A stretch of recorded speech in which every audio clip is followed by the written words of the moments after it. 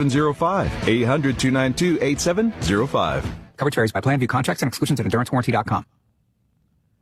Here's the Wall Street Business Report. A rise in oil prices sending worries about inflation and bond yields as more expensive energy can fuel inflation, reducing the value of future bond payments. Treasury Secretary Scott Bessent not worried about today's turmoil on Wall Street. Look, anything that happens within a 24-hour period is noise.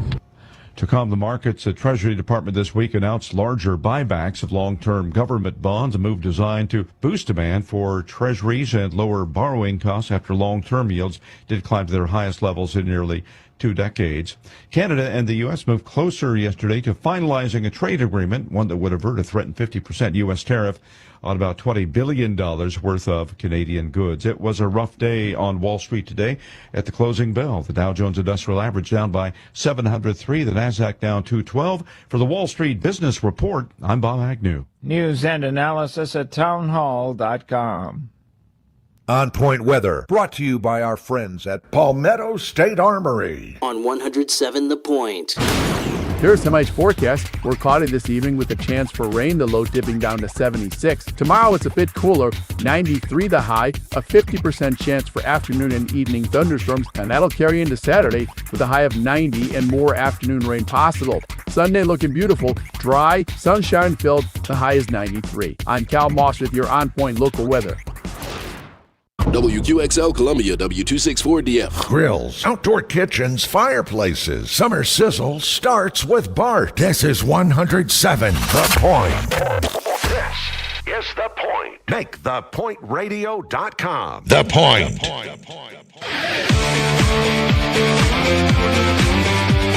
This is Sports Talk with Phil Kornblut and Chris Bergen. Sports Talk is heard across the state on radio affiliates of the Sports Talk Media Network and is streaming live on SportsTalkSC.com, as well as Twitter, Facebook, and YouTube.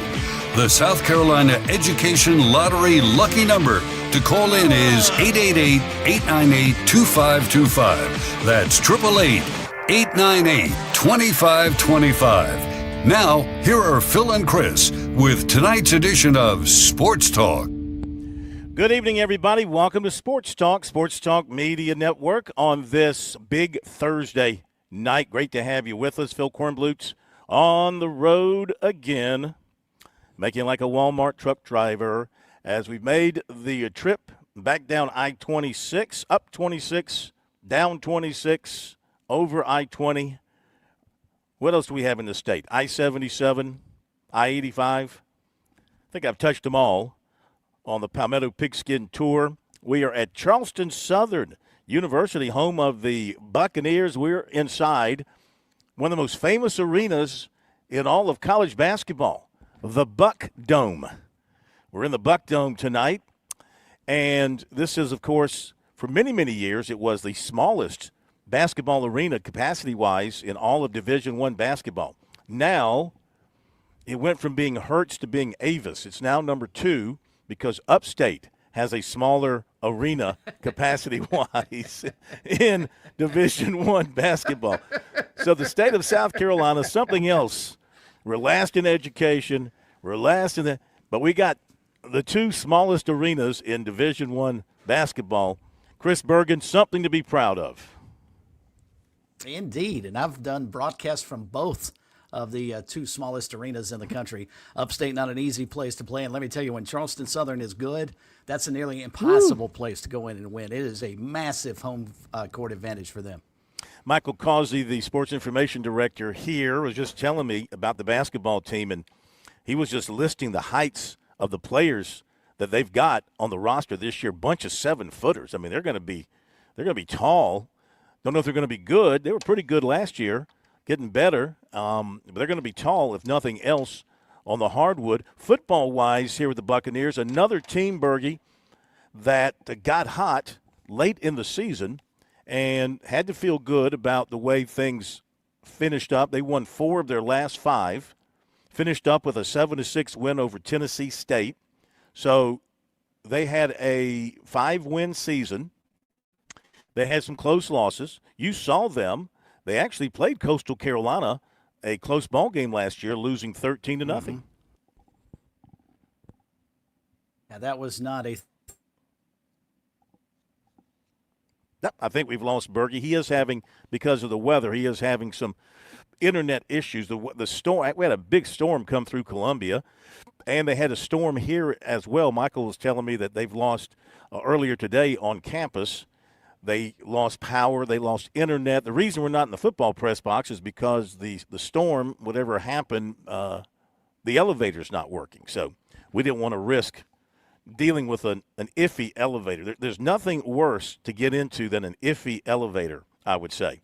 So, yeah, but last year only lost 13-0 to Coastal, beat South Carolina State. That was an eye-opening win for the Buccaneers. And as I mentioned, they won 4 of their last 5. So a little bit of momentum coming into this season, depending on how many guys are coming back.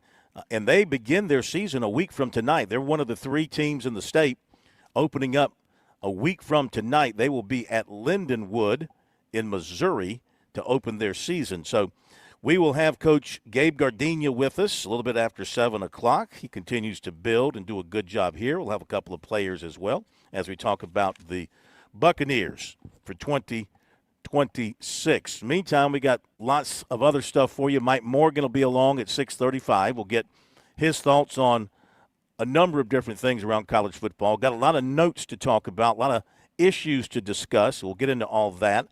A little bit with Lane Kiffin as he met with the media today down in LSU. And Dabo Swinney is meeting with the media this afternoon at Clemson as they had their last scrimmage of camp today, whatever it was, a situational scrimmage or full scrimmage, whatever you want to call it. They had that today. And we've got Nick Painter there for us, and he will be filing a story, and also we'll be getting some audio from Dabo Swinney coming up as well. So got all that coming your way tonight here on Sports Talk. So sit back, enjoy. If you want to join us, our phone number is 888-898-2525. The South Carolina Education Lottery lucky number to reach us here. You can learn more about the lottery's impact at sceducationlottery.com/educationwins, and playing for fun is a win for education. And our text line number, if you prefer the typed word over the spoken word, 803-900-4847, 803-900-4847, brought to you by Larry Lucas State Farm Insurance. Larry's been taking care of people across the state for more than 2 decades. He can do the same for you. LarryLucasAgency.com, 803-799-1998, his number in Columbia, and his Lexington number, 803-359-0770. We have the plumber back at our studios in Columbia. Plumber, is everything working well back there where you are? Any issues, any storms, any problems that you don't need to really tell us about, but any problems that you have to be fixing while we're doing the show? You know, the board is fixed. Knock on wood. I'm just going to knock on wood while I'm saying that. But as of right now, everything's working, so that's good. We did have some rain in Columbia today, so I got a little drenched on the drive in. But other than that, I'm good. We're good in Columbia, and glad that you're not here for the next week. Did you have the convertible top down? Is that why you? How could you get drenched while driving in your car? Did you drive with your top down? I'm saying that us, as in the city of Columbia, got drenched. You know, like the buildings and the ground, and my car got drenched. Yeah. But personally, I am not soaking wet by any means. Yeah. Pretty dry. By the way, did they arrest the person who did your haircut this time? Is that person under federal indictment? Not currently, but the report is being, they're requesting the warrant as we're speaking. Yeah. Are you seeking an arrest for that person that abused you like that? That's, whew. I had to pay for it too, Phil. That's one ugly haircut. $25 for a haircut, Phil. Well, there's a sucker born every day, as they say. A sucker is born every day. All right, so our phone number, 888-898-2525. So let's hit on some of the top stories. So last night. By the way, I think I'm back. Good. So I appreciate you cutting me some slack on the internet situation, saying that it's storm-related. It is not. My internet service provider is just not living up to the amount of money that I'm paying them. But maybe it's a squirrel. Do you have a squirrel in your internet box? That happened here at the station. I don't know. I may have Finn go check that out after a bit. He likes squirrels. Yeah. Yeah. Well, you put Finn on it. I mean, that squirrel's in deep trouble. Well, he'll be able to smell it out. Now, once he got there, have no idea what he would do. Mm-hmm. He may be as scared of it as it is of him, but we'll see. All right, so last night, this was interesting. So last night, or actually yesterday afternoon, I guess it came out that Shane Beamer told the folks from On 3, Chris Lowe, the national writer, who did an interview with him, he said, for the first time this entire camp, despite multiple opportunities to tell the local media that covers him every day and is there for every practice and there for every game and is there to, break the news that you would think that information would be made available to the local media. But instead it was given to Chris Lowe that what everybody has been assuming, that Jacarius Peak and Dylan Stewart would not be available to play in the opening game. His quote was, "Neither are long-term injuries. They're going to play and want to play. I just don't know that it's realistic to think they'll be back for the start of the season," Beamer said on Wednesday. So I guess that's about as close to official for naming these guys as, or announcing that these guys are going to be out for the opener as you can get at this point. Well, that's all well and good because nobody who's been following the team, it's really not breaking news except for the fact that the coach broke the news. And the only thing that irritates me is that he broke the news to a national reporter and he didn't give it to the media that was at his press conference on Tuesday. Unless something happened between 1:30 Tuesday afternoon and when he had the interview with Chris Lowe, whether that was Tuesday afternoon, Tuesday night, or sometime on Wednesday, I don't know. Because he had every opportunity on Tuesday afternoon to tell the South Carolina media that comes to his press conferences, because they ask at every press conference, what's the status? And the South Carolina media is told the same thing. They're making progress. They're ahead of schedule, but never given a timeline, never given a definitive thing. It kind of bothered me a little bit, to be honest with you, Bergie. I know people listening are like, shut up. We don't care. It's not important. The health of the players, that's what's important. I get that. But I'm in the media business, and I look out for my own backyard, the little bit that I can, which is a very small bit. I mean, we're a very small community, the South Carolina media. You have your Gamecock media, you have your Clemson media, and I would think that any news information like that related to players would be given to the local media to write their stories first before it's given to somebody. Even though Chris is a South Carolinian, he works for On 3, he hasn't lived in the state for decades. The guys that cover the Gamecocks daily, Cloninger, Jordan Kay, Big Spur, Gamecocks 24/7, they were all left out in the cold on this. And I don't get it. To be honest with you, I just don't get that. But, hey, it's a small thing. It's not the end of the world. It's not going to cost them a game or anything like that. Just from a media standpoint, I mean, I don't care. I wasn't there on Tuesday. Maybe Plummer's feelings were hurt. He was there on Tuesday. He didn't get to break the story. Just devastated. Well, I mean, did our local media, and I use our as in terms of the state of South Carolina, did they ask the question wrong?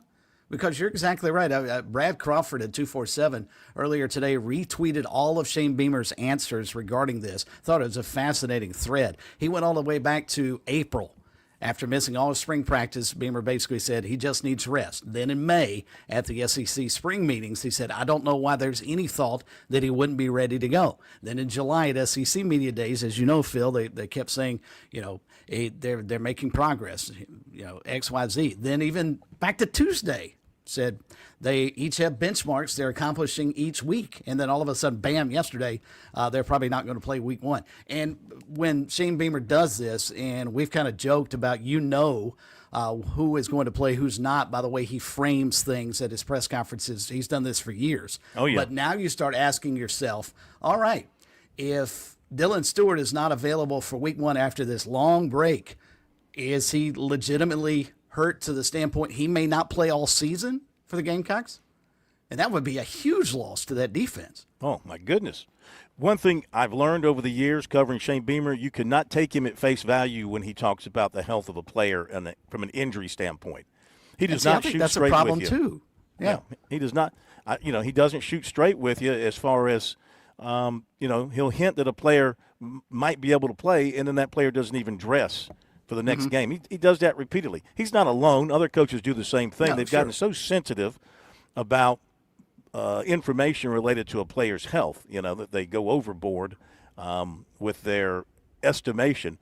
But this particular thing, again, bothersome to me because you just had one of your weekly press conferences on Tuesday, and you didn't tell your local media the same information, the information that they should have had first, and you give it to some national writer who you probably won't see the rest of the year. You might see him at one game, 1 or 2 games. You'll see him at one game if you're winning and making a run for the playoffs. You might see him at a second game. But you know what? The audience doesn't care. They're like, quit your whining, get over it, just win football games, just let Beamer win football games. So I get it. Well, It's a personal – I take it personally as a member of the media in South Carolina. And I would say the same thing about any coach. I'd say the same thing about Dabo Swinney. I used to get really ticked off at Spurrier because he would withhold information from the media and share it over his radio show, over his coach's show. That he would break information. He would tell the media, you'll have to listen to my show tonight to get the starting quarterback or the starting da-da-da-da. He would do that routinely. And I'm like, what the heck? It's not the way it's supposed to work. That's why you have then don't have a press conference. Right. Just do it just do it all. Do it within your own organization. Don't even, have credentials. Just let everybody stay home and watch it on television and give your opinions, based off of what you see on your flat screen versus what you see in person, Well, and I think you asked a very it's a sore spot with me. No, and I get it. I think you asked a very valid question. All right, what changed between Tuesday's press conference at 1:30 in the afternoon and yesterday? And is there a situation where one of the, Dylan Stewart and Jacarius Peak, did they re-injure something? I don't know what their practice schedule was. Did they work out yesterday morning? I assume they did. Did they get hurt during practice to the point that now they can't play against Kent State? Because that's what these type comments by Shane Beamer, that's the next logical question. All right, so Coach, what changed from your press conference Tuesday to when you met with Chris Lowe yesterday? Well, he'll meet with the media again on Tuesday, and I would hope somebody would ask that question. If not, I'll ask the question. Or the question needs to be, Coach Beamer, is there anything you're going to tell a national reporter after this press conference that you're not telling us that you can tell us? Seriously. It's like Darlington and NASCAR. We get Josh Harris on Tuesday night. Josh doesn't say anything earth-shattering about NASCAR, and then bam, Wednesday we find out Dale Earnhardt Jr. is returning to the sport. Yeah, I'm exactly. kidding. Yeah. I'm kidding. I'm just using a ridiculous example to illustrate my point. Well, we said, and we've picked on him about that because we've asked him, what's coming out tomorrow that you're not telling us tonight? Exactly. Because we know there's something. So anyway, that's that on that. It's, listen,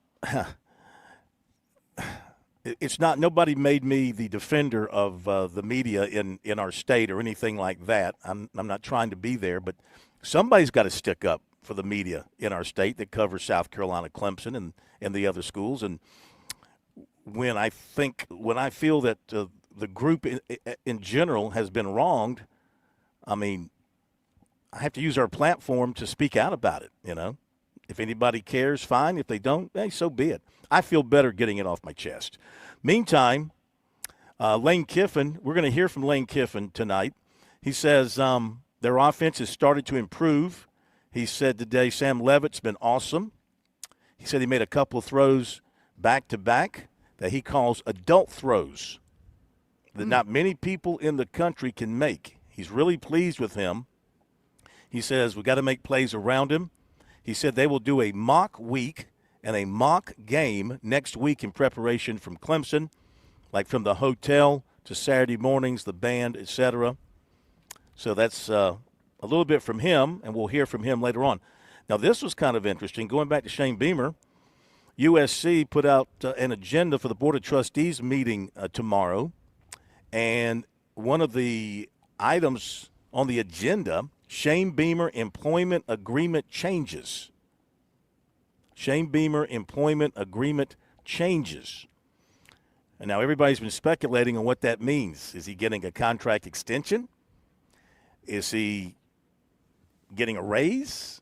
Is he giving some money back to be used in some other fashion? I don't know. What do you think? I haven't seen anybody with any details on what this is possibly going to be. Phil, it no offense to Coach, but it makes zero sense for the University of South Carolina to extend his contract after last year, especially considering that the preceding year he got the extension right to where it is now in 2030. I don't think you extend his contract coming off a 4-win season. No. Because that puts you in a really, really awful position should they struggle again this year. And then you've got a coach locked up for another 10 years. What do you do with him?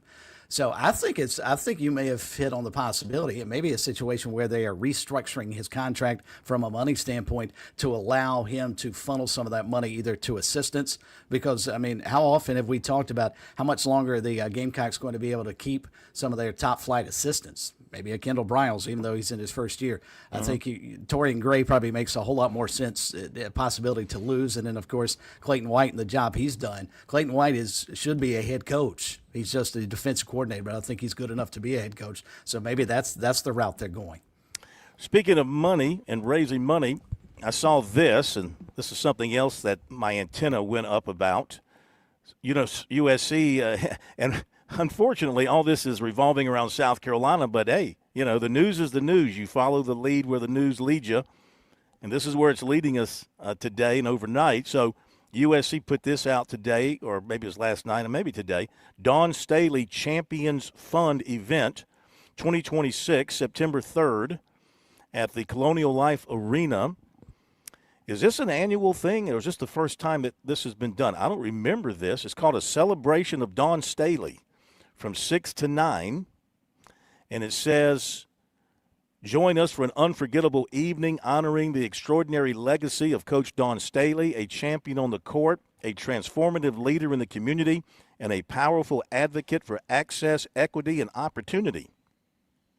Yeah, how's she going to feel when she faces a 6'6" man on a team one day? Anyway, this special event benefits the Dawn Staley Champions Fund, which provides scholarships and financial support to students and student athletes pursuing their educational goals at the University of South Carolina. Every ticket purchased helps expand educational opportunities, support student success, and create lasting impact through access to higher education, blah, blah, blah. So it's a VIP thing. And Phil, according to the release from the university itself, not the athletic department, this is the 3rd annual Dawn Staley Champions Fund event. Is it? Okay. I don't remember them before, but I guess it's been out there. So table of 8 will cost you $1,900. Ooh. Individual ticket will cost you $250. For the VIP cocktail hour, that'll set you back $50. I don't recall this happening before, but I guess you're right. So my only point in bringing this up is, I mean, and this will actually, I beg your pardon, the story I'm reading is from July of 2024. So if they did it again last year, this would be, what, the 5th annual now? I guess. I'll talk more about this after the break. Be right back. Earned history, chased glory, lived consequences.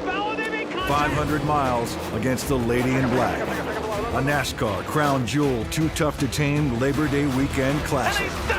The Cookout Southern 500. The chase for the next NASCAR Cup Series champion starts here.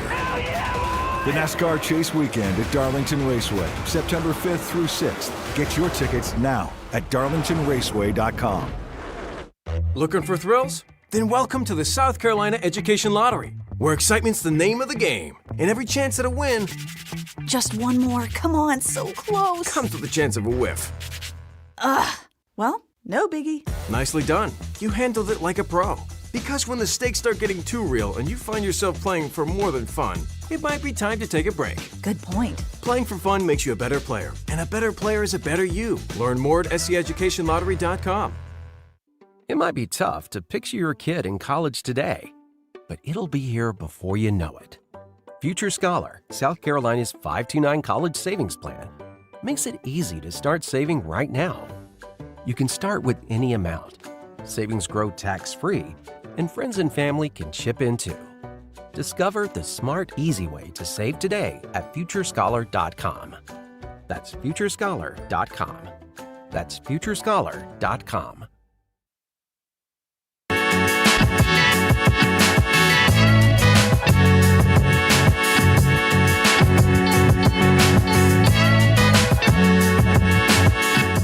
Now, what I wanted to say was, I mean, that's all well and good.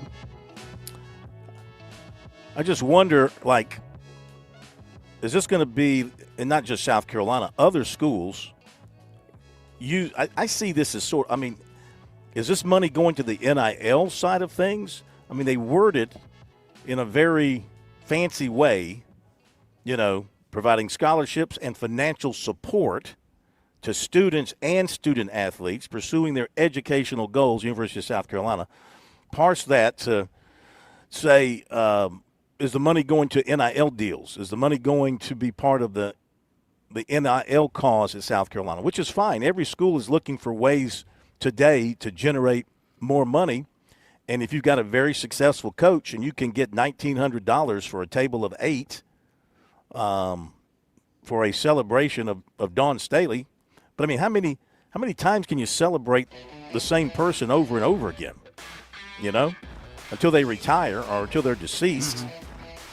Already got a statue out there. Well, I was going to say, it's not like USC has done a bad job of promoting her. I think she has probably been as beloved as any coach that university's ever had.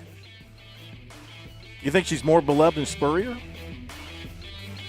Than Frank McGuire? More beloved than Frank McGuire? Got more titles. Be right back. On Point Weather, brought to you by our friends at Palmetto State Armory. On 107 The Point.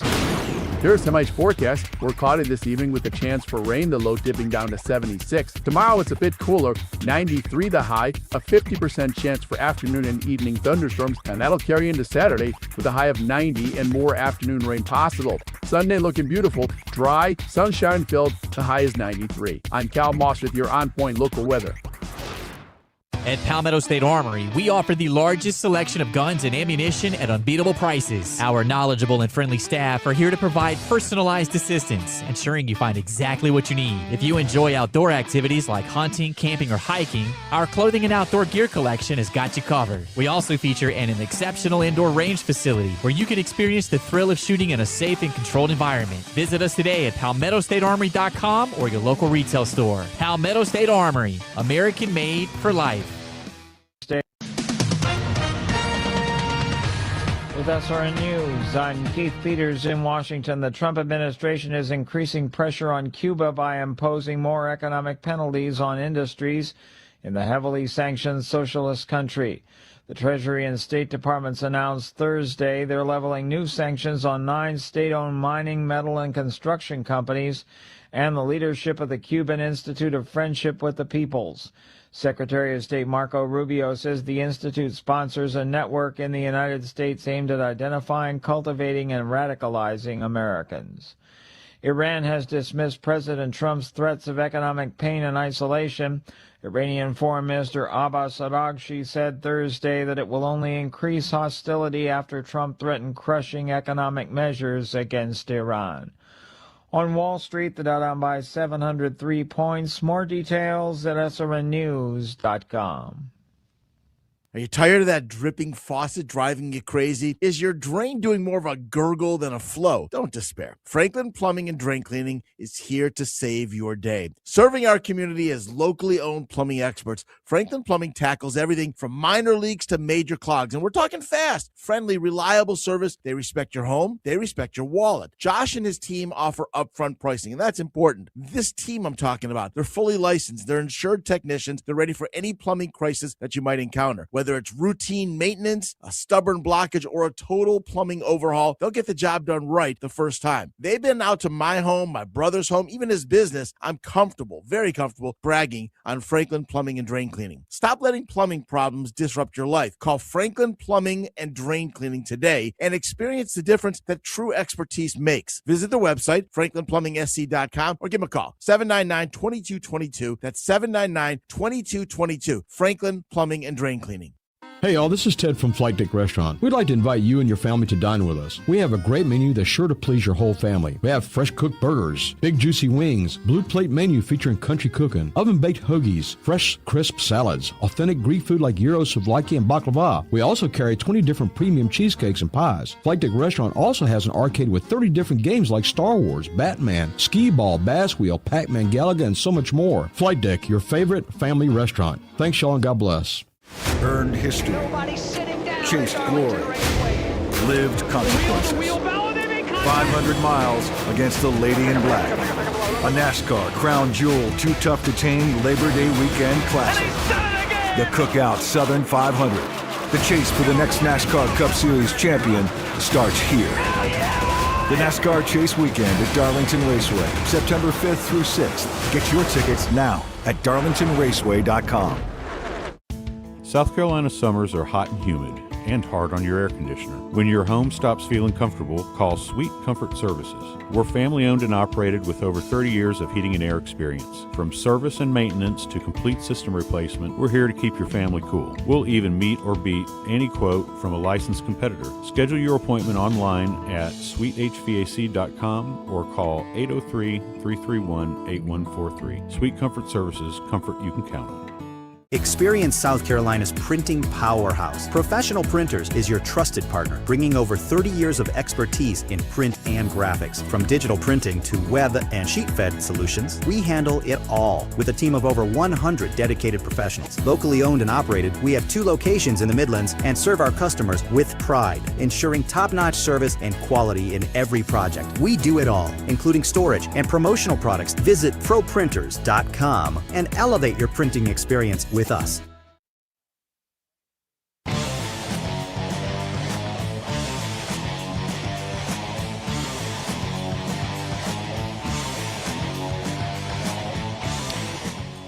Okay, we're back at Sports Talk Media Network.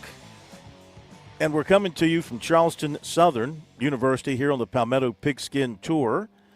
And got a very busy show for you. In just a moment, Mike Morgan will be joining us as we check out what Mike is thinking about here as the college football season is right around the corner, actually begins a week from tonight, and the Buccaneers of Charleston Southern will be one of the teams in action, and they will be off and running. Got 3 teams in the state that will be opening things up next week. Actually 4, because Anderson will be playing at Furman, so that'll count for 2. Charleston Southern will be playing as well next week. And who's our third? Who's our third playing next week? PC College? PC playing next week? Yeah. You called them PC College? I did. Yeah. I think they've cleared it up now, but years and years and years ago, when you came in to Clinton off the interstate, there was a sign for a hotel in Clinton. It was an old, typical local small town hotel, and at the top, it said, just a mile down the road from PC College. That was their lure to get you to stay there? Yes, that they were just down the road from PC College. All right. So that was always good. a running joke in the city. Okay. Yes, and Presbyterian does play next Thursday. You're right. That's our third team in the state. Okay, it is time now to visit once again with Mike Morgan. Morgan on the Move here on Sports Talk. And tonight, Mike is brought to you by Renee Fryer. Get the home field advantage on your side. Whether you're buying or selling a home, Renee Fryer brings local market expertise and personal care to every move. Renee Fryer with Home Advantage Realty. 803-271-4777. 803-271-4777. Renee Fryer with Home Advantage Realty. Morgan on the Move, driven by JT's Kia on Greystone, Killian, and Rock Hill. Uh-oh, guess what day it is? Mike. What day is it, Mike? Leslie, guess what today is? It's Mike Day. All right, let's welcome in once again a busy man, a man on the move, Morgan on the Move. Mike Morgan joining us here on Sports Talk once again. Welcome in. So we're right around the corner from kicking this thing off. How you feeling about things when you think about it nationally? You think about it more locally, SEC, ACC. What's standing out to you coming out of these camps?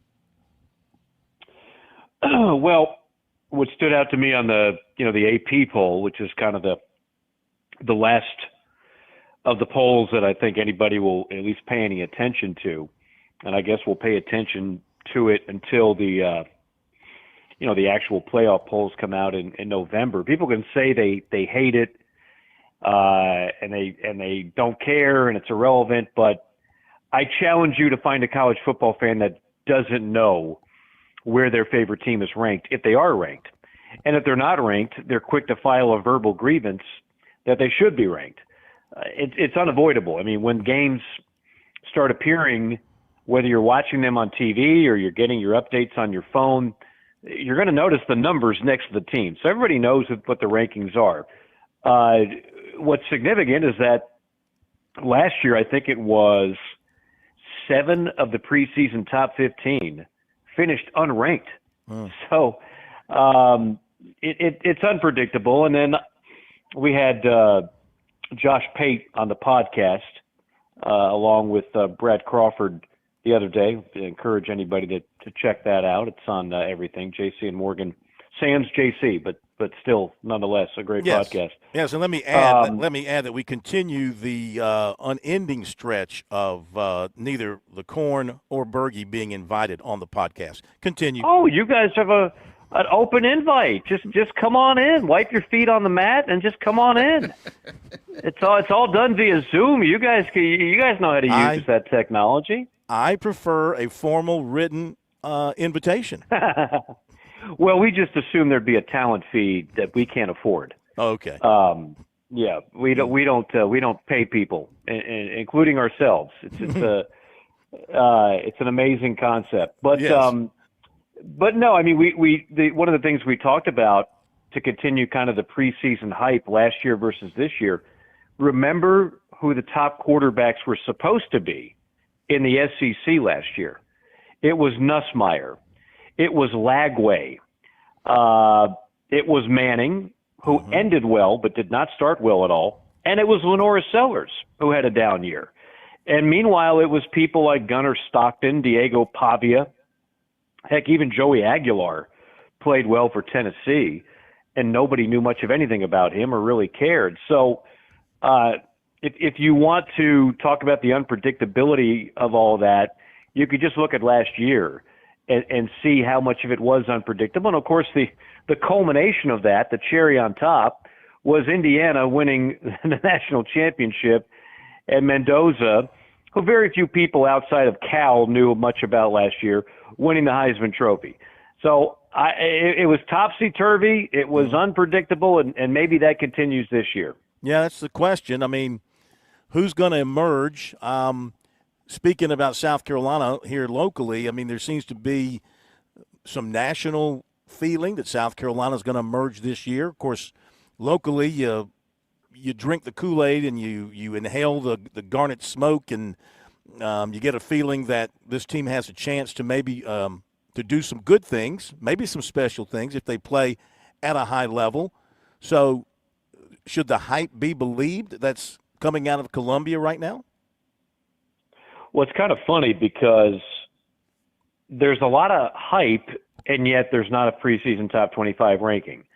There's a lot of talk about Lenora Sellers being a very high draft pick, and yet he's not ranked by almost anybody in the top 5 of SEC quarterbacks. There's a lot of, but just wait until this happens, or don't be surprised if Lenoris is great, Carolina's great. So everybody's kind of hedging their bets. And look, I think a lot of fans are hedging their bets too. They don't want to fall for some of the hype and some of what looks really good on paper. I'm on record with the roster that Shane has and with the schedule, which I think is one of the more friendly, if there is such a thing in the SEC. I do think it's a little friendly. I think it's got 8-4 written all over it, which would be a good season. But, nobody thought the team would be 4-8 last year either. So predictions mean nothing. Hype means nothing. Who's going to be a first-round draft pick means nothing if they don't play well for you. Mm-hmm. So, but I do think there's excitement in the air. I really do. I just think when you look at the roster and you look at the two deep and you look at the coaching changes, that there has to be kind of a feeling of if not now, when? Like if we're not prepared to make a run, this is kind of what they're be saying in the locker room, I would think. If this group is not prepared to make a run now, look at yourself in the mirror and ask yourself why. Yeah. Because they have enough people. They've done it in recruiting. They've done it in the portal. Now they need to do it on the field. Mike Morgan on the move with us here tonight on Sports Talk. And Mike, sticking with the Gamecocks for one more moment. Are we underselling, not respecting? What do you see? Because to me, that matchup with Mississippi State obviously is when their season begins. They should be 2-0. That one seems like it's a huge linchpin for the rest of the year. Is that a Mississippi State team that the Gamecocks should roll over, or are they a lot better than maybe we think because we only look at it through a lens here in Columbia? Yeah, it's a good question. I'm not going to say roll over, but you need to win that game. And if you lose that game at home, and you start off 0-1 in the SEC, and you still have Alabama, A&M, Georgia, Tennessee, Florida on the road. If you lose Mississippi State at home, then it's going to be a long year. I don't think that's one you can just fail to show up and win, and you should win it. You are a better team. Mississippi State is still in a bit of a rebuild. Jeff Lebby inherited a mess. They're slowly but surely moving up. But, I mean, look, they don't have a Dylan Stewart. They don't have a Nick Harbor. Camario Taylor, I think a lot of people there are hoping he's kind of a Lenoris Sellers light, if you will. But that's just a game you have to win. Do we know if Dylan Stewart's going to be available for Mississippi State now? I mean, I don't know the answer to that. I mean, the guy hasn't practiced as far as we know. He hasn't practiced at all. We have no indication that he's practiced. We saw him on Sunday during the viewing period, and he was just walking around with a trainer. Is he a guy that can get by without practicing during the week and play on Sunday or Saturday in this case? I mean, and how much are they hurt if they don't have him? Well, they're hurt a lot. I mean, he's one of the top players in the country on defense, so there's no question that would hurt. None of us know, right? I mean, they've obviously done a terrific job of keeping that close to the vest, and I imagine that's the way they're going to continue to keep it. But unless there's something they're really hiding very well, I would expect him to play in that game. I mean, the first game, not going to happen. Second game, I don't know what you need to prove against Towson other than to get him lathered up. But I would expect him to be ready by week 3. And if he's not ready by week 3, then you just wonder how much longer is this going to be? How serious is this ultimately going to be for the season? Yeah. Mike, you're one of the smartest people we have on this program, so I'll ask you if you can explain. Can you explain? Excuse me. It's a very low bar. I just swallowed my. I'm not. I just swallowed my vomit. Bar. Excuse me. I just swallowed my vomit.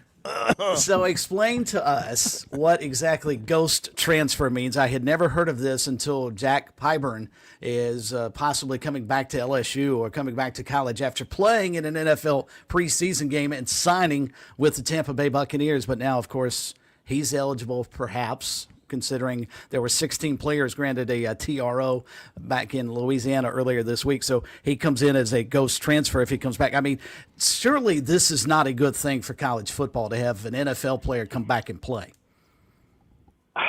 It's a mess. You got Greg Sankey saying publicly, I mean, if I'm reading it right, he's basically saying, don't do it. Do not play these guys. This is the equivalent of the guys who played in the G League and got drafted and then trying to play basketball. We're such a laughing stock right now in that we try to set some rules, and then every time we do, some random judge that knows nothing nor cares nothing about the health of college athletics completely shoots it down and then makes up a new precedent for other people that have the same situation all of a sudden, like a magic bean, to become eligible again. I don't know. I mean, it's so 2026 college athletics that we're doing this. You know, we went from like, okay, who gave him this peanut butter sandwich of $8 in value without filling out the proper paperwork, to we're having former pros play college sports at like age 25. It makes no sense. No, and you're right. These judges, they don't have a clue.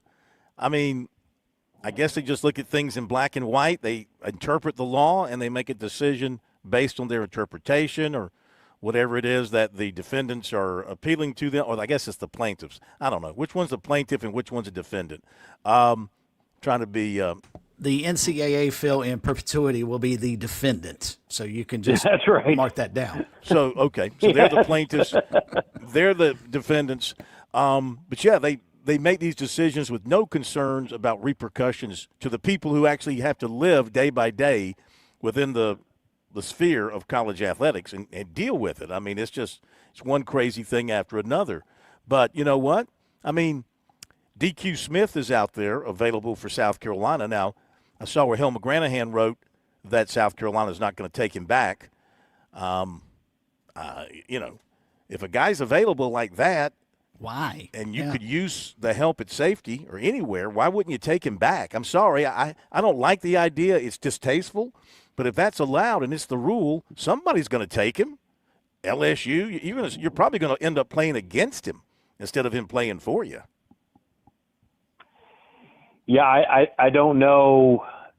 I don't know if there's a little bit of fear that creeps into the mind of coaches saying, if I do this and I play this guy, what if the SEC ruled that they were ineligible and therefore you'd have to forfeit a game? I mean, I don't know.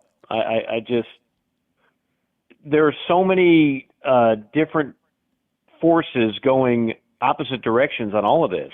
Yeah. That I don't think it's clear to anybody what the right move is.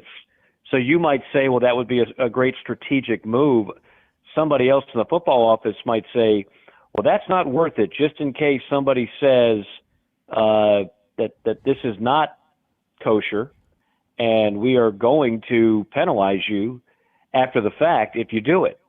I don't know if that's a real thing or not, but I know when the commissioner of your league is telling you don't do it, he typically, doesn't say things for blanks and giggles. Yeah. Well, you could always sue the NCAA over them penalizing you because you were acting under the rules of the time that allowed you to do it. So I don't see how – I think it'd be another L for the NCAA. Real quick before we let you go, what kind of vibe are you getting out of Baton Rouge, Lane Kiffin, LSU getting ready for Clemson? You getting any feel for them yet, preparing for this game? I think everybody is very high on LSU in that game in particular. I just think there's a lot there to like. Now, this is not the final product. LSU might have spent $40 million, but they're going to have better rosters in years 2, 3, 4, however many Lane Kiffin decides to stay there before he finds a more attractive girl at the dance. But they still are awfully good. They are at home. He and Charlie Weiss Jr. are brilliant offensive play callers. So LSU's a favorite in that game for a reason. I don't think that's changing. Okay, Mike. Thank you so much. Great talking to you. Let us know when you've got a very slow day, and you want to kill some time. You need me or Bergie on the podcast, and everybody else is unavailable for whatever reason, just let us know. We're happy to step up for you. I could always find a reason. I could always find a reason to get Bergie to talk some Chanticleers. Where you fit exactly, we don't know. We're going to need more time on that, but we'll get back to you. I'm the man in the middle. I'm the man in the middle. All right. Thank you very much, Mike Morgan. Morgan on the Move here on Sports Talk. Oh, by the way, we got the first real competition between USC and Clemson tonight. It's women's soccer in Columbia. So the first point of the Palmetto series up for grabs. And we'll be back. Earned history. Chased glory. Lived consequences. 500 miles against the Lady in Black. A NASCAR Crown Jewel Too Tough to Tame Labor Day Weekend Classic. The Cookout Southern 500. The chase for the next NASCAR Cup Series champion starts here. The NASCAR Chase Weekend at Darlington Raceway, September 5th through 6th. Get your tickets now at darlingtonraceway.com. Traveling can be the worst, especially when you can't find your favorite show. Well, don't worry. We've got the perfect way to keep up with everything happening in the Palmetto State when you're away from home.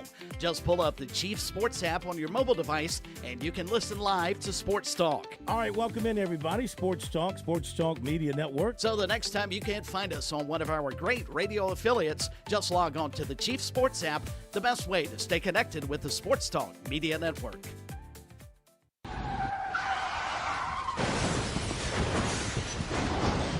I'm attorney Jim Corbett. That's the sound of a big hit on you and your car or truck. I've been an attorney for more than 30 years, helping people who get injured in car wrecks and truck wrecks. If you have serious injuries, call Jim Corbett, 803-765-2968, or email me at jim@jimcorbettattorney.com. That's Corbett. I don't get paid unless I recover for you. Jim Corbett Attorney, for your best recovery from a big hit, 803-765-2968, or jim@jimcorbettattorney.com.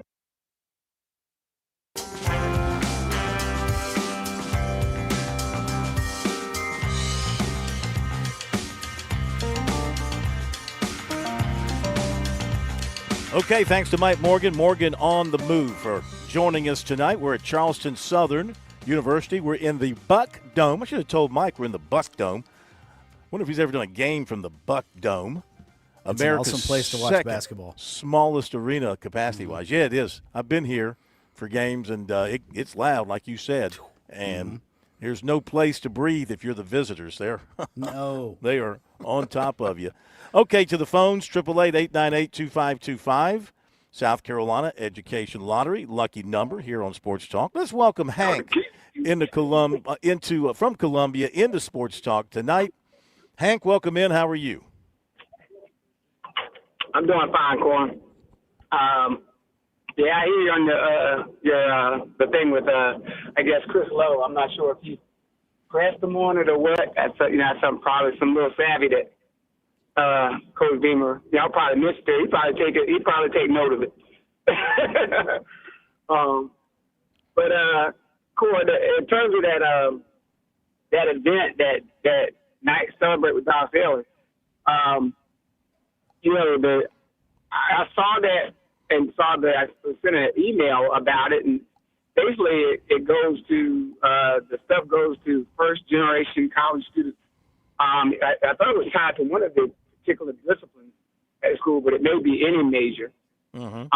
And it seemed to help. It seemed to have nothing to really do heavily with the athletes or a team in general. And so it seemed like it was more university utilizing her to get that money.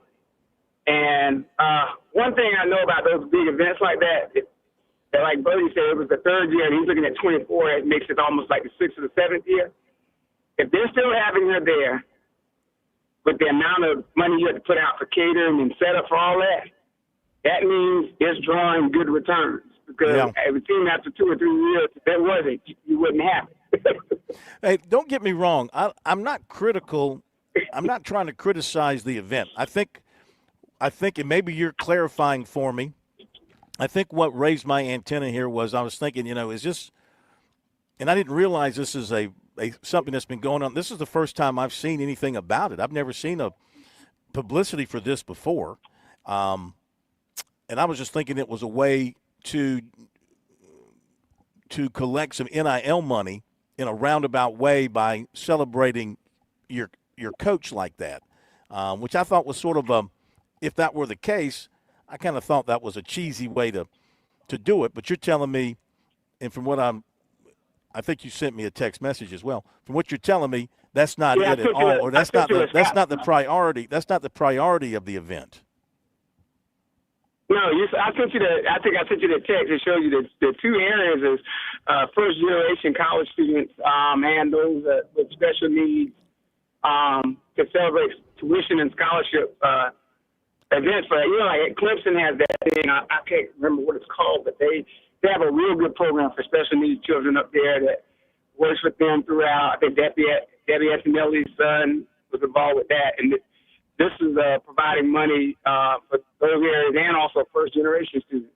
But it's also helping those students to matriculate through college. And so it's a good deal, and it just happens that, whether people like it or not, she is that popular, and she continues to bring that type of draw because, as you said before, something like that, if that wasn't the person bringing the draw, then they would have moved on. But it's kind of like I was in Alabama doing some work a couple of years ago after Saban was already retired.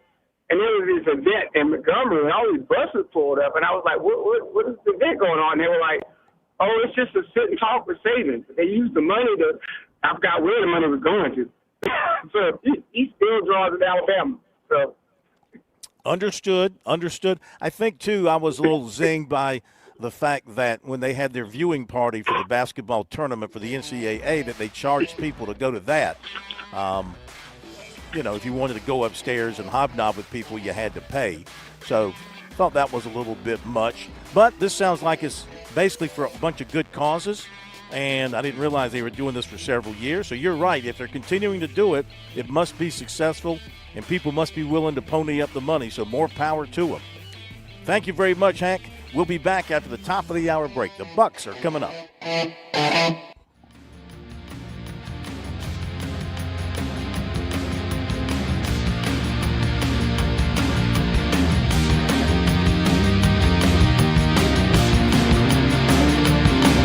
WQXL Columbia, W264DF. Grills, outdoor kitchens, fireplaces. Summer sizzle starts with Bart. This is 107 The Point.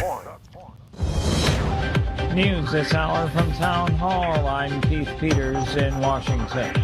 Your employer might be keeping tabs on you more than you realize. Digital tools can track locations, collect data on how long it takes to perform a task, and access smartphone and laptop cameras. The trend is raising concern about how much privacy employees have given up, especially with more people working from home. Some employers use these tools transparently, but others do not. In some states, laws require employers to notify workers if they're being monitored. Experts recommend learning the types of data your organization collects. They also advise not using work devices for personal matters to protect your privacy. I'm Lisa Dwyer. President Trump picks Dr. Heidi Overton, a top White House aide, to lead the Food and Drug Administration. Heidi Overton, President Trump's pick to lead the FDA, is a medical doctor and deputy director of the White House Domestic Policy Council. She's already been working on several of Trump's second-term health initiatives. She stood by him as he suggested the number and timing of vaccines, like the combined MMR, could play a role in rising rates of autism. Scientific consensus and decades of studies conclude there is no link. Overton has been critical of abortion pills and, if confirmed, would be positioned to roll back FDA rules that made them more accessible. She needs Senate confirmation to become the new FDA head. I'm Julie Walker. The Trump administration is increasing pressure on the island of Cuba by imposing more economic penalties on industries in that heavily sanctioned socialist country.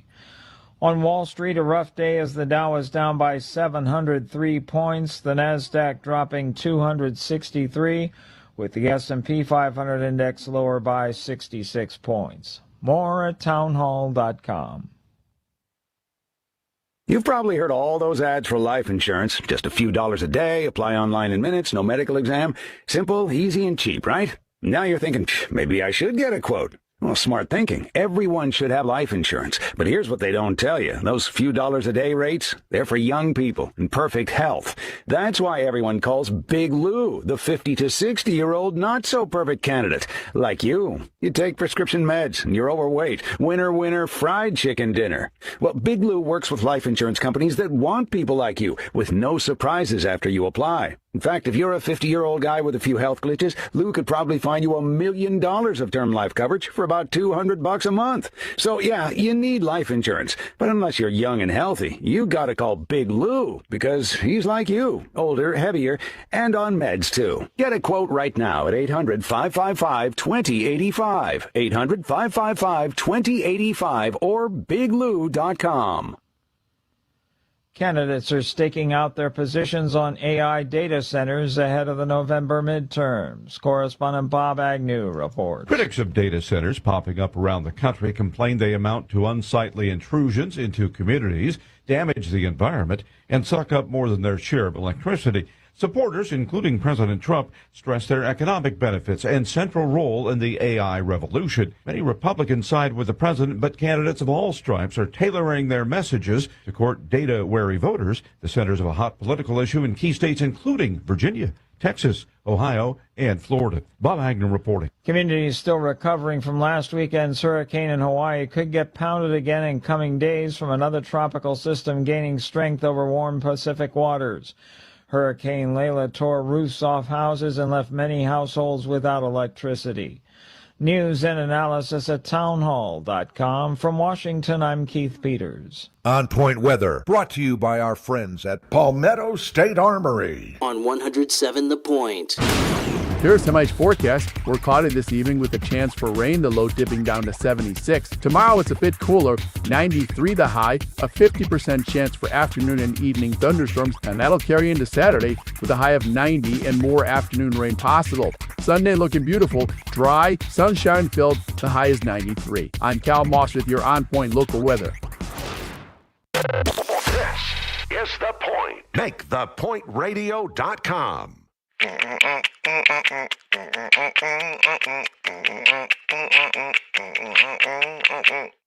Someone will be right with you.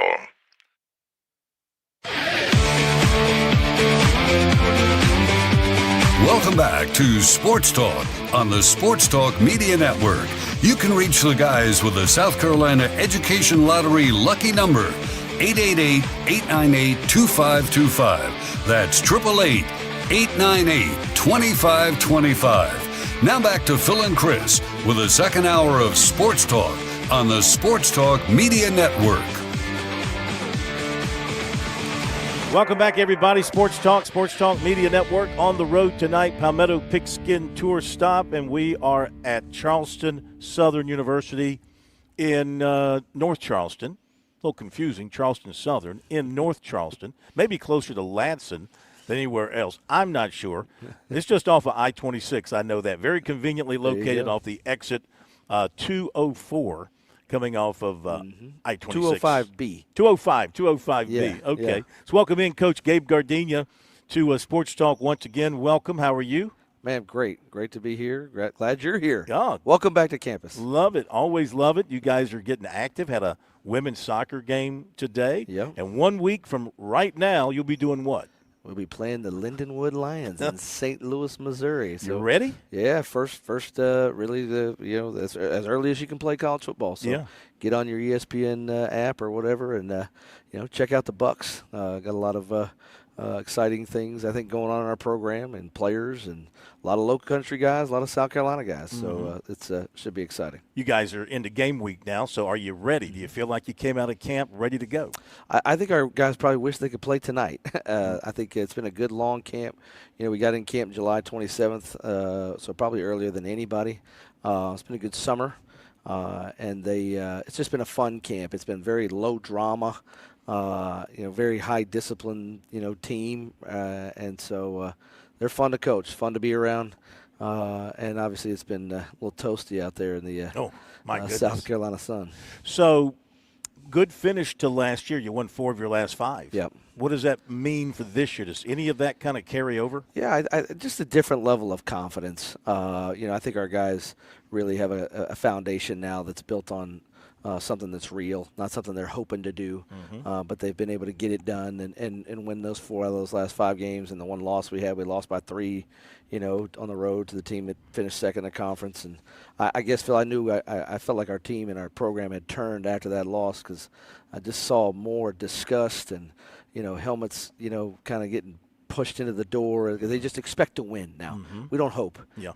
And so to me, that's just I don't know, it's a sign of a healthy program. I think a good sign for your team was you lost your first 4 last year. Yeah. And then you're playing South Carolina State, which we all know had an excellent team. Yeah. And you beat them. And, that kind of shocked some people. And then from there, you had that good finish pretty much. Yeah, it's kind of like the tale of 2 seasons. Getting that win over State was obviously just a huge lift, I think, just mentally and emotionally for the team. But and then to finish winning those 4 out of those last 5, just we really challenged the guys at the end of the year to view it as a different season. We knew they were talented, but you could just see the stress on them. It was just more like psychological than anything. And to kind of start over and say, hey, look, we got a 5-game season here. Hey, this is we're 0-0, and let's see who we can become, and to finish 4-1, and just see the growth of the team throughout. December and what we've been able to do and not lose in the transfer portal, but also coming through spring ball and then the summer program. I think just this team is really close knit, really connected. They're hungry. I think they're really just full of piss and vinegar. You know what I'm saying? That they're edgy. They like competing.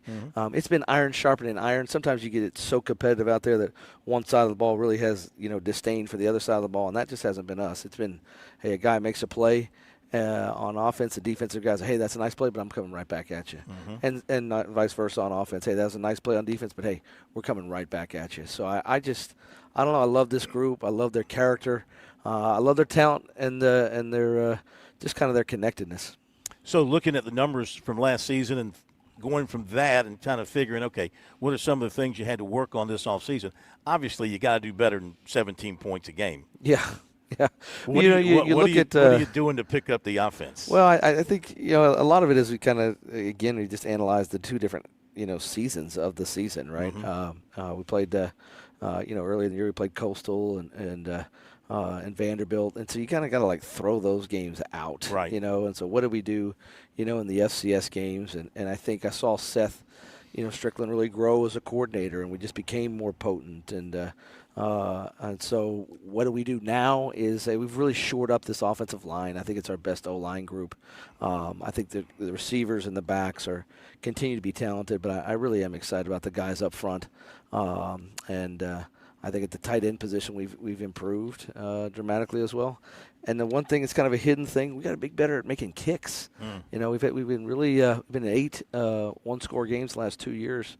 We've lost a couple of those games on the last play of the game, and so I'm really excited about with kicks. Going awry, missed kicks and that's your baby. And at Gardner Webb, Gardner Webb last year we miss a PAT and miss a short field goal and lose by 4. And gave up scores on the last play of both halves. Okay, give up a Hail Mary on the first at the end of the first half last year, and then they kick a field goal to win it. So I just think our Matt Rollator has done a good job of stepping up, and I'm excited about him. He's a left-footed kid, D2 kid, he's just very calm, cool, and collected. He keeps saying, hey, if I kick it, I own it. I don't care if the snap's bad, the hold's bad, whatever. I kick it, I own it. I'm like, give me that all the time, That's your kind of guy. Yeah, I like it. Ownership, for sure. Quarterback, what's going on there? I hear you got a really deep competition going on. Yeah, it's a good competition. We know who our guy is. We're gonna let everybody know here on Tuesday. If I guess, will you tell me if I'm right? No, but at least I'm being honest with you, right? Yeah. We got 2 guys that have been great. Very even competition, really close. in balls completed and touchdowns scored and led. We got one guy that's going to be really excited and one guy that's going to be tremendously disappointed. But they both are high character guys, Leck and Jared Eccles. So, I think I'm confident in both of them. And they're both good leaders. They lead in different ways for sure. But both are guys that are beloved by our team. Defensively, you got one of the best players in FCS, and Steve Zayakowski. Stevie Tackles, that's what we call it. Stevie, that's a good name. Steve, am I saying it right? Yeah. Zayakowski? You said it correctly. Zayakowski. Steve Zayakowski, linebacker from Indian Trail, North Carolina. I believe we were up at North Greenville last night, and I believe one of our guests, wide receiver, was from Indian Trail. Oh, wow. North Carolina. Gotcha. Yeah. That's funny. But anyway, this guy, he just makes plays all over the field. He just makes plays. What super smart. Have you seen a guy like him in your years before? I mean, we've coached some good linebackers. But the thing that makes Steve special is his brain and his multiple positionality. I mean, last year it really wasn't something we went in and were trying to do, but we got banged up. And so we said, Steve, you got to learn two positions. And so he starts playing two positions, will linebacker and spur, and he just can't come off the field. So I know he's exhausted at the end of the games. So what I've done this year is I said, Steve, I really don't think you'll play as – hopefully you don't have to play as many plays this year. So don't put the pressure on yourself to have 109 tackles again. Let's just make the tackles that present themselves. And he looked me dead in my face and he just said, Coach, all I want to do is win. I don't care how we do it. So I love Steve, tremendous leader. And he's got that Luke Kuechly kind of football brain out there. He's trying to figure out where the play is going before the ball gets snapped. And you had a guy, I don't know if he's back or not, Malik McKenzie? Yeah, Malik's, he's in that he's in that court ruling-ish type window. We'll see. He might come back?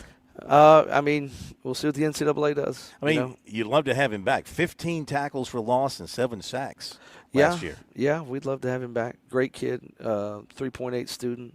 I mean, he's a great pass rusher, but I like talking about the things that who else they are because they're such high character. But so he's not with you right now. No. We're not.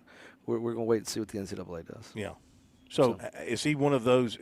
Has he filed suit? Is he one of those guys? It's all public record. He's a named plaintiff right now. Okay.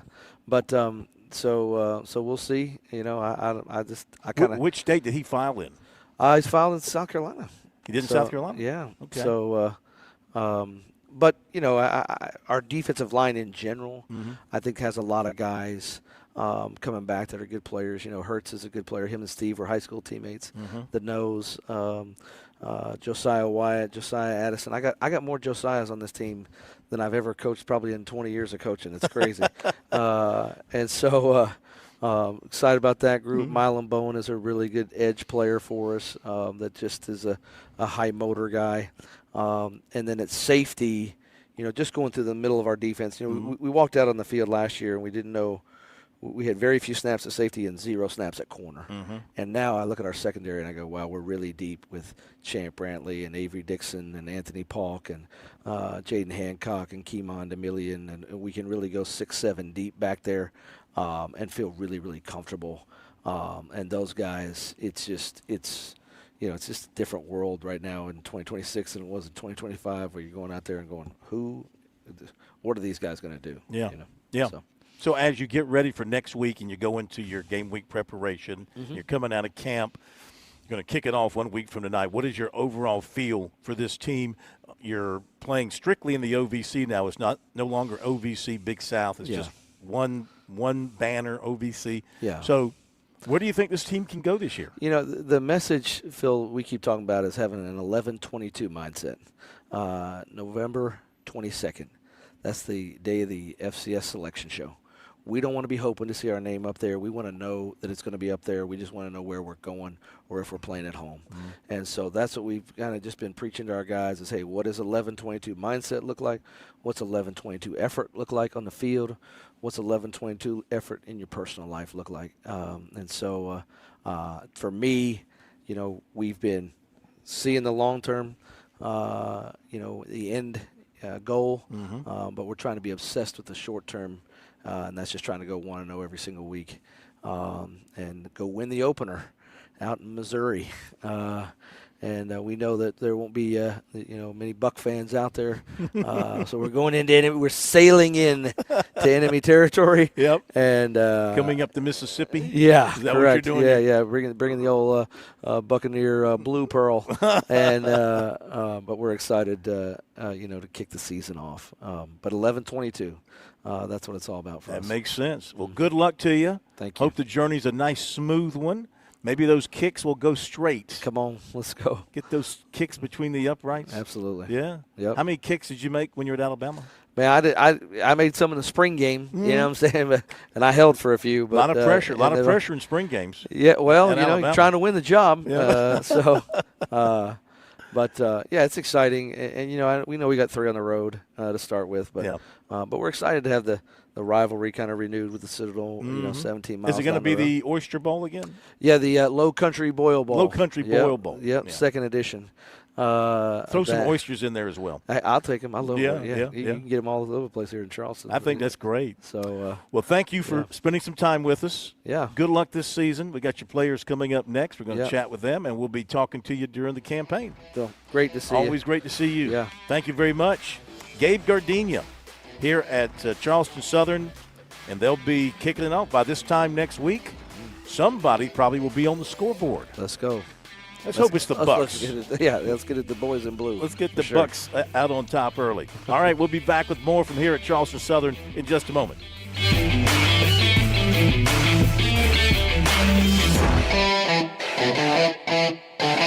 There's a lot of things we take for granted in our lives. Your home's AC will run cool. Your drive-through coffee will be hot. And the car will start when it's time to take your kids to school.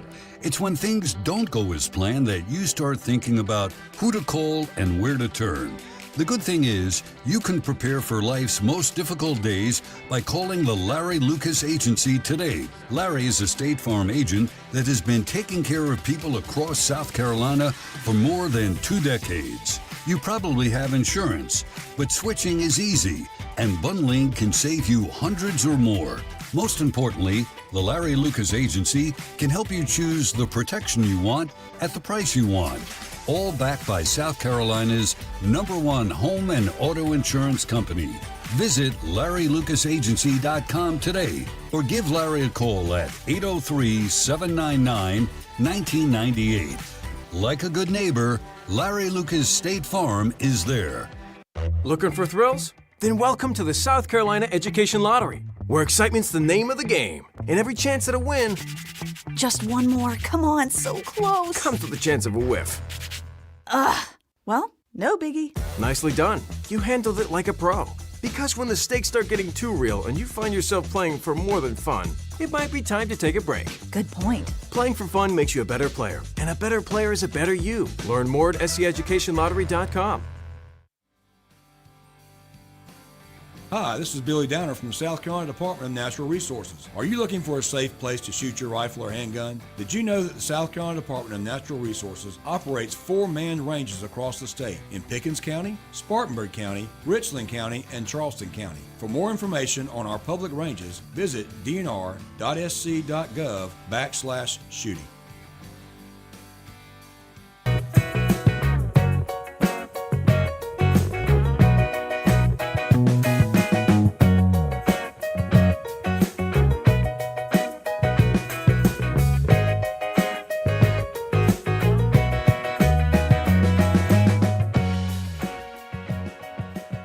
Okay, we're back at Sports Talk here on the Sports Talk Media Network.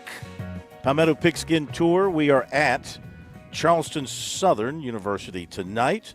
Let me get you guys to kind of tighten up a little bit so we can get you on the camera as best you can there, because we got a little bit of a tight fit there. Okay, we talked to Coach Gardenia.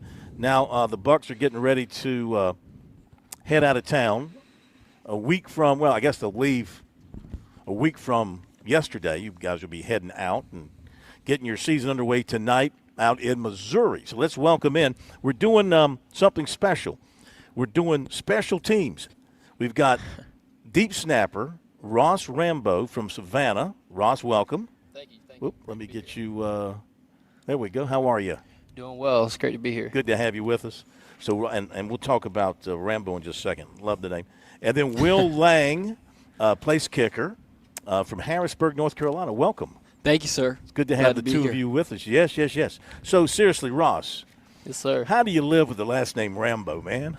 A lot of comments everywhere you go, Get your food somewhere. It's like, have you seen the movies? Yeah, I've seen the movies everywhere. But yeah. I mean, do people expect you to, like, be a real tough guy and, like, beat people up and kill people and do stuff like that? As a long snapper, that's not exactly in the job description, but I try sometimes when I'm covering on punt. That's great, man. That's great. How did your family feel when y'all first heard about the movie? Of course, it's been a long time ago, but I mean, did your folks say why'd they have to name him Rambo, or they loved the fact that they used the name? My dad, I've asked him about that in the past, and he said like in the 90s and stuff, it was crazy. People constantly talking about the movies and asking them, "Have you seen them?" Yeah, that's the big question. Have you seen them? Do you know him? Yeah, basically. Are you related? That's just great. Well, tell me about your job as do you prefer calling it a long snapper or a deep snapper? We call it long snapper. Long snapper, yeah. Yes, sir. So tell me about how you've come along, progressed, and made that your craft. Yeah, so I started snapping in 8th grade. My dad was a snapper in college at North Greenville, so he taught me and my brother when we were younger just to, have something that we were able to do. And my brother he played O-line in high school, and he was a senior when I was a freshman. And our snapper got hurt, and we were at practice. And he's like, well, Ross can do it. And I'm like, okay, let's do it. And so that's kind of how I got started in high school and did it all 4 years and lucky enough to do it in college. It's kind of like being a catcher in Little League. You're a second baseman, and all of a sudden your little coach comes and looks at you and goes, can you catch? Right. Go put the gear on. And you're like, yeah, I can try it. Absolutely. So, Will, how is he at snapping the ball and getting it back there? Fantastic. Absolutely unbelievable. Love this guy right here. I mean, really? No, he is. Yeah. Really, he is really good at his job. I had a pretty good long snapper in high school. I did, field goal, punt, and kickoff in high school. And so when I got here, seeing the difference in levels from high school to college snap, he fires them back there, truly. How quick is it getting back there from your point of view? How quick is the ball getting back there? Well, I'm the kickoff specialist, so I don't necessarily catch as many punts, but as far as the time goes, I'm sure that's a better question. Do they for put him, you? They obviously put a clock on you, right? They time us every single day. Yeah. It's between, if it's really fast, it's like 0.68 seconds. I probably average around 0.72. And you have to put that thing right at a spot, right? I aim for the right hip. Right hip. That's my goal. And then if we're, rolling out or whatever, lead them a little bit. Just. You mean if you're faking it? Like on a rugby punt. Okay, gotcha. And you long snap on field goals too, right? Yes, sir. Yeah, same. And is the precision for that, is it greater on the field goal snap or the punt snap? I would say field goal, because one thing that I've worked on a lot since I got to college that I didn't think about in high school is I want the laces to be up when it gets to the holder. So we're at 8 yards, and I hold the ball at a different position than I do on punt, so that when the holder catches it, they're facing up, so he just has to put it right down. Will, these are things that, let's face it, the fan doesn't think about this. Right. The fan wants to see touchdown passes, and they want to see interceptions and hard big hits. They don't take into consideration really what you guys are doing. 100%. Yeah. And you're a kickoff specialist. Yes, sir. Yes, sir. Now, what makes a kickoff specialist a specialist in kickoffs? That's a great question. I used to do field goals, punt, kickoff, but I've just won the kickoff job, and we do a lot of left deep lefts or right deep right, whatever the thing may be, and also do onsides, have to practice all sorts of that stuff. So now, I was told you guys recovered like 2 onsides last year. He knows better than me. Okay, yeah. We had one against Florida State. It was like a pooch kick, and then bounced perfectly. Yeah. Perfectly. It rolled backwards, Yeah, and then yeah. our guys were able to jump on it, so Yeah. that was great. Yeah. And then, and then one at Gardner Webb. Yeah. And, late game, which we showed the onside too, and one of our guys were able to get it, so that was amazing. So when you're kicking off, I mean, most people think you're going to run up and just try to kick it into the end zone. Are you thinking blast it away, or do you have orders coming in to kick it to the right, kick it to the left? What's the strategy they give you? Yeah, so we already have a designated deal. Once we get onto the mat, we have we're either going left, deep left, right, whatever the case may be. Mm-hmm. And at that point, I'm thinking. I try not to think in my head like absolutely kill it, because that's when if you play golf, it's like that's when the. Have you ever shanked it? I've hit a few. I've hit a few that weren't the prettiest balls. Yeah, 100%. But no, I try to calm myself down in the moment, because the crowd and the moment that'll just glide you.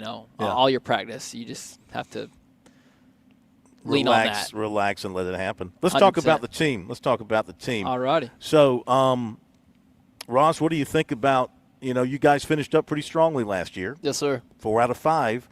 You feel momentum going into this season? Absolutely. Towards the end of last year, everyone, felt like we were firing on all cylinders. And one thing that we talked about at the end of the season last year is when we left the field at UT Martin, the team seemed like really mad, and that was a good thing for us to see.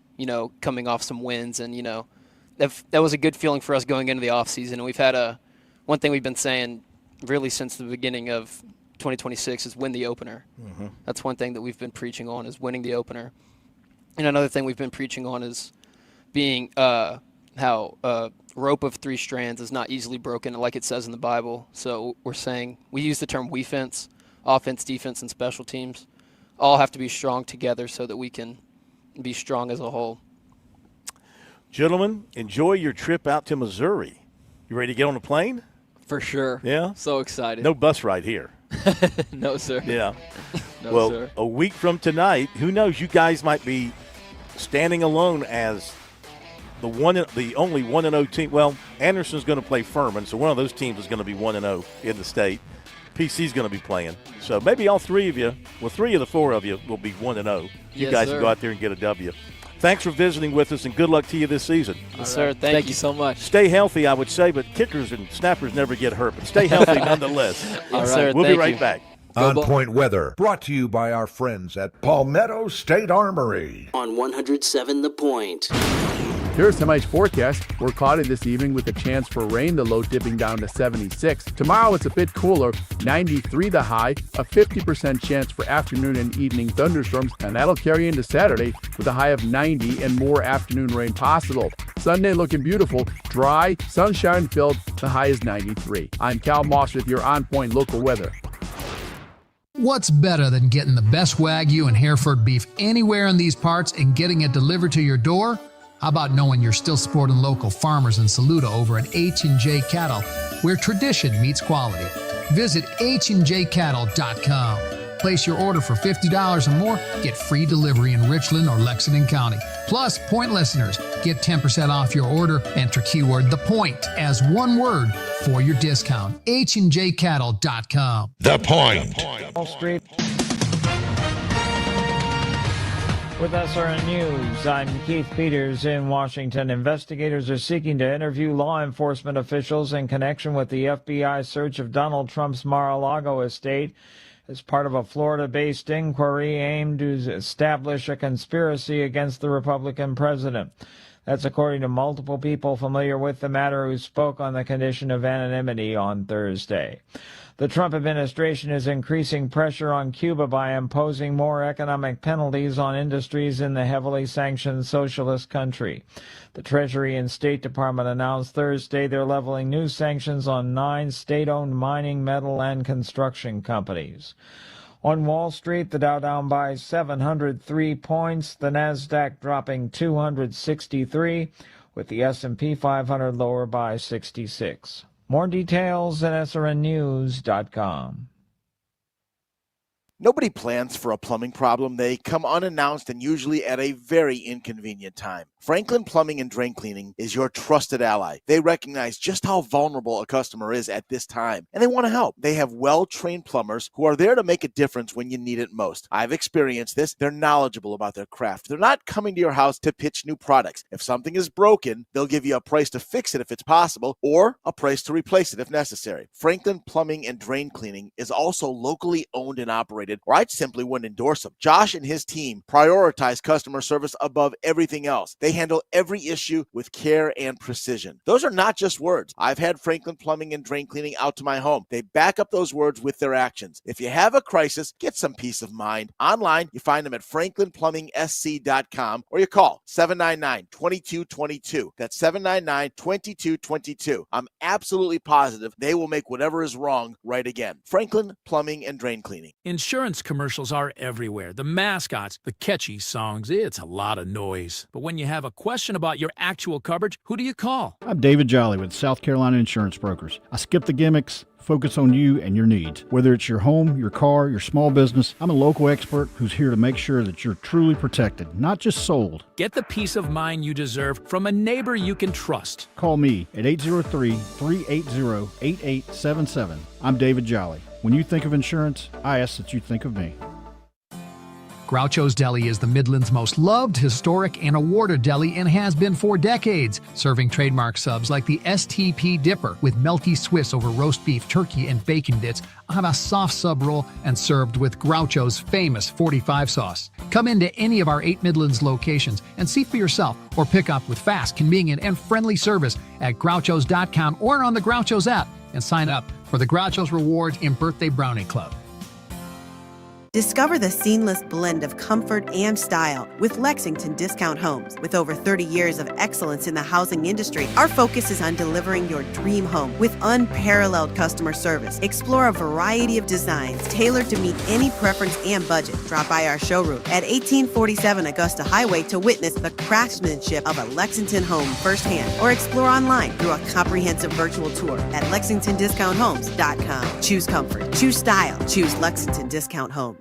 At Palmetto State Armory, we offer the largest selection of guns and ammunition at unbeatable prices. Our knowledgeable and friendly staff are here to provide personalized assistance, ensuring you find exactly what you need. If you enjoy outdoor activities like hunting, camping, or hiking, our clothing and outdoor gear collection has got you covered. We also feature an exceptional indoor range facility where you can experience the thrill of shooting in a safe and controlled environment. Visit us today at PalmettoStateArmory.com or your local retail store. Palmetto State Armory, American made for life. The Sports Talk Recruiting Report is sponsored by Seawell's Catering.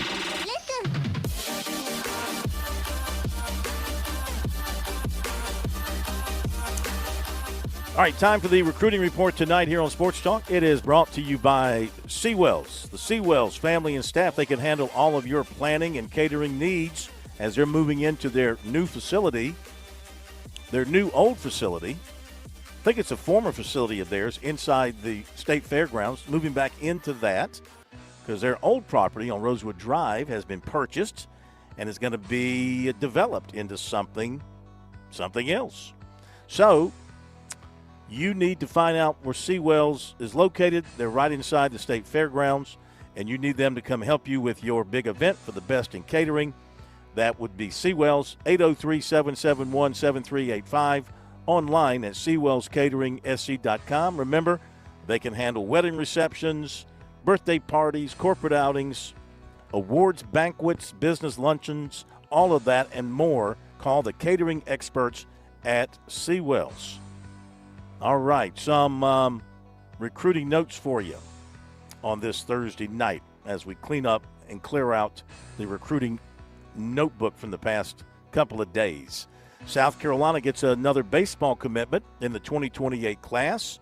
Third baseman Ivan Andino from Charlotte, third public commitment for the Gamecocks class. Perfect Game had a recent scouting report from him from a showcase earlier this year.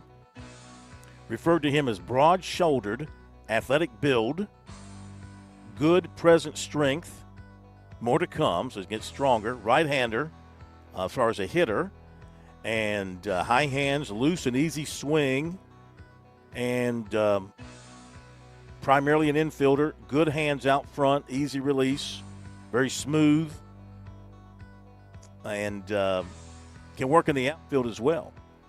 So a good prospect picked up by South Carolina, it would seem. Third baseman Ivan Andino from Charlotte. Of course, left-hander Elijah Flatt from P27 Academy, he committed to the Citadel recently. Over to football, 2028 cornerback Mekhi Cruikshank, 5'10", 178 of Fayetteville, North Carolina, picked up an offer from South Carolina. He also has offers from Texas A&M, Georgia Tech, and Tennessee. 2028 quarterback Caden Kraft of Lake Norman, North Carolina, who was offered by South Carolina in January, committed to Tennessee.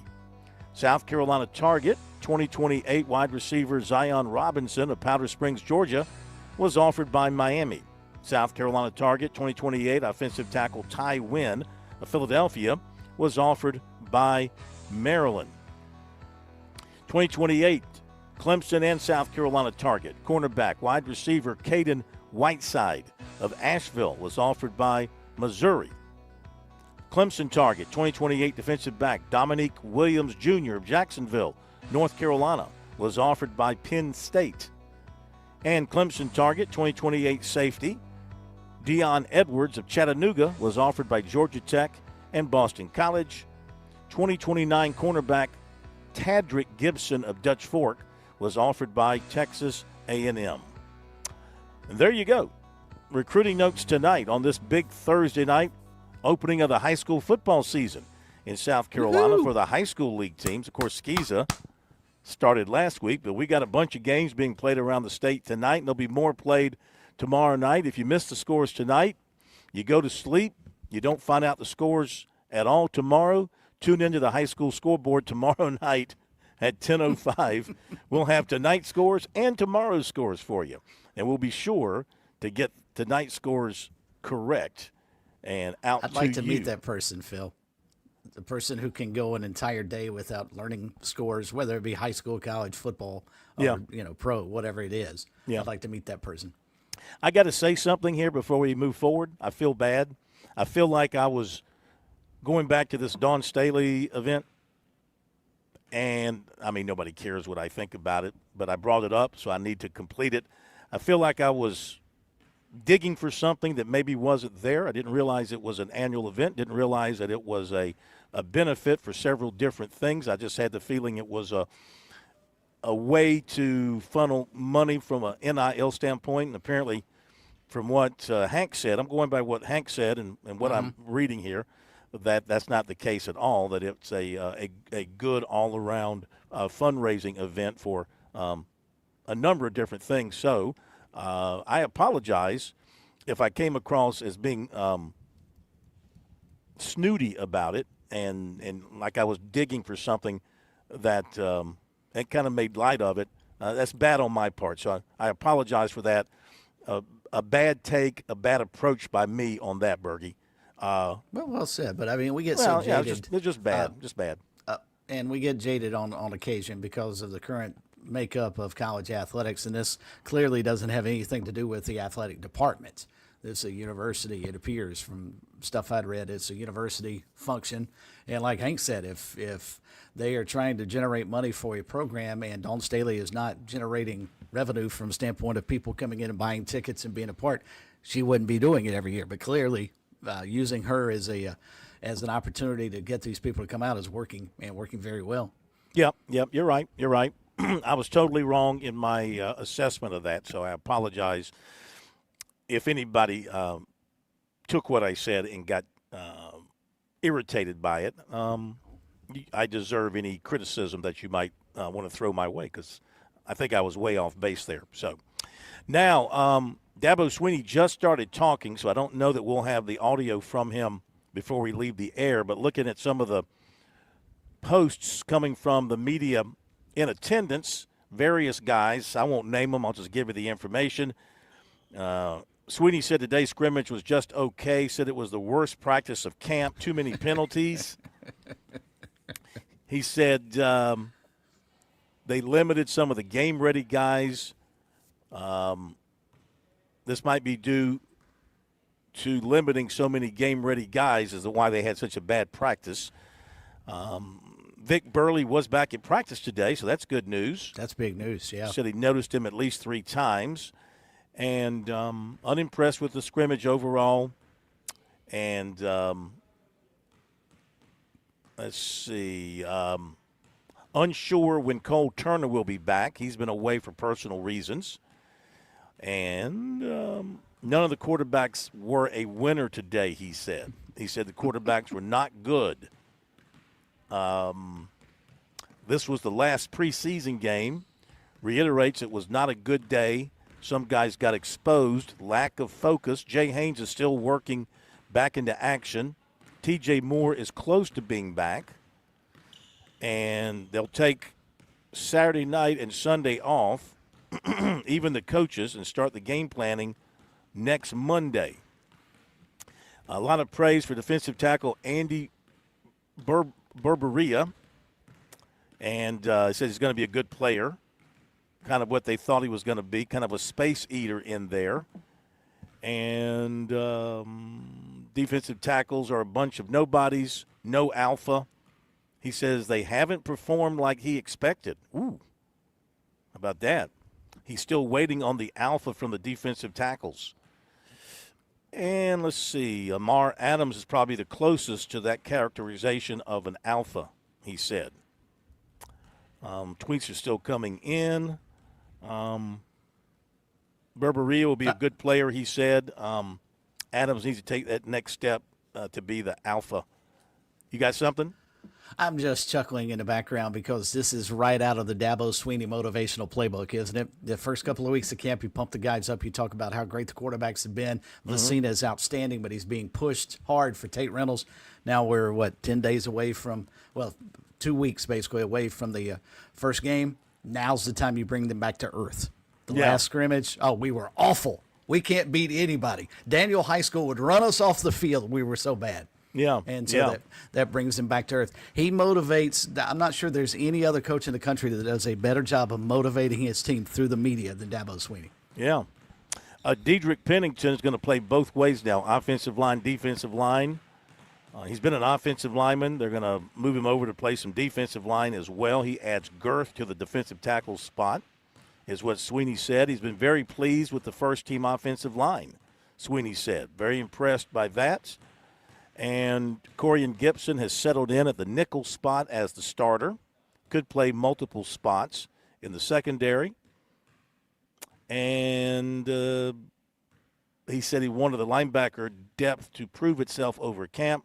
He says they have. It's an arrow-up group is how he put it. So that's what we got from the post coming from the media there at Clemson this afternoon. Let's hear a little bit from the quarterback-to-be, Bergie, Christopher Vezina. Maybe. I think we're all expecting him to be the guy to take the first snap. What do we have?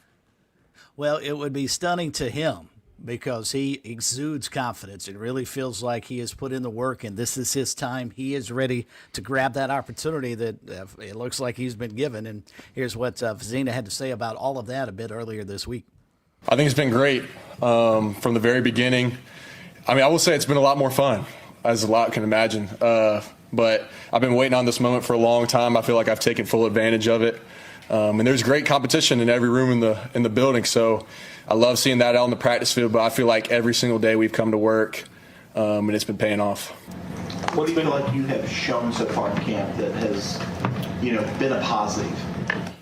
Leadership, just the command of the offense, and just, being successful on the field. I think there's a lot that goes into playing quarterback and a lot that I've been able to show over the past couple of years. But I understand, this is the time. This is when people want to see the product of 3 years, and I feel like I've been able to put that on full display. You said on ACC Network that this is your time. Has that been kind of your mentality during this, position battle? Yeah, I mean, I knew that this year, whenever it was going to happen, was when it was going to be my time. So just taking it one day at a time, knowing I need to be my very best for the team and lead them in the right direction. And it's been a lot of fun. This team has a lot of great leaders on it. A lot of people have stepped up this camp that I'm really proud of.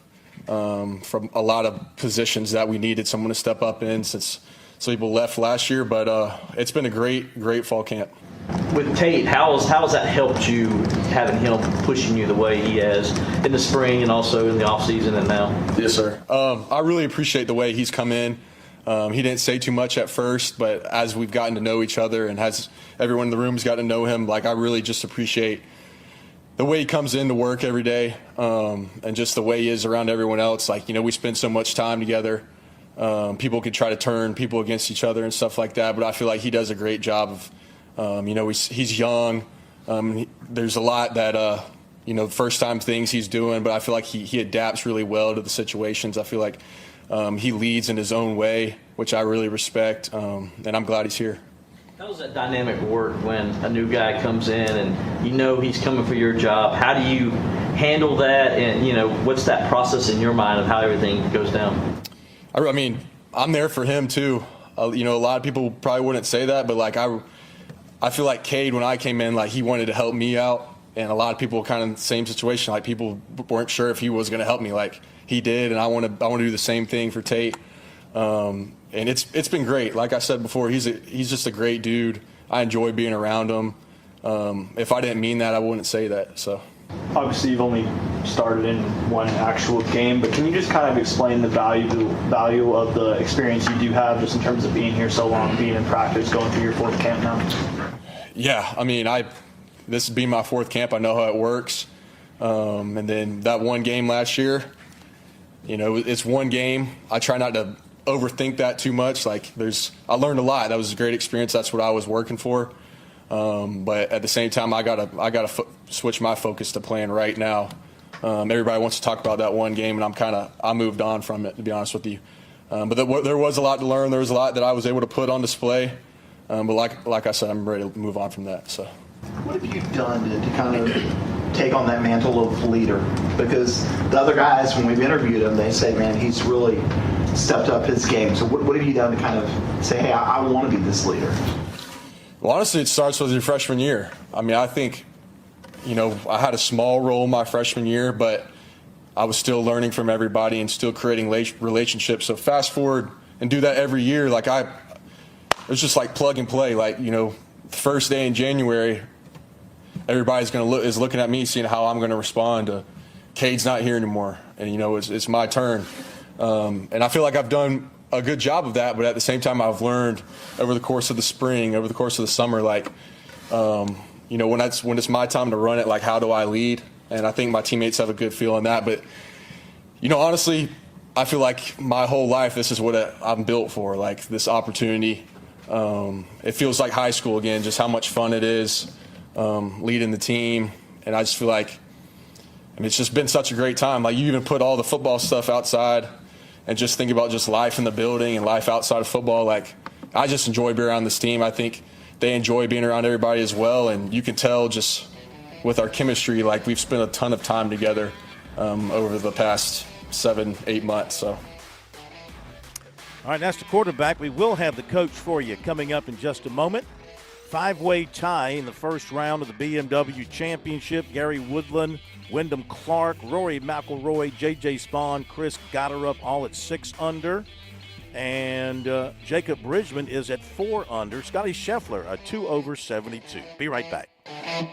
Gas prices might be high, but your auto loan rate doesn't have to be. Beat your current auto loan rate by 2% when you refinance with Founders Federal Credit Union. Plus, make no payments for up to 90 days. That's right, save money with a great rate and make no payments for up to 90 days. Let a Founders representative be your trusted advisor to help make the refinance process quick and easy. Don't forget to ask for a free auto insurance quote to protect your purchase. Founders also offers mechanical breakdown protection that's competitive with most warranty plans available at dealerships. Stop by an office or apply on the Founders app today. To learn more, visit foundersfcu.com/auto. Not a Founders member yet? Visit the Founders website to see if you qualify for membership. For additional cost information, call us toll-free 800-845-1614. Membership qualification required. Terms and conditions apply.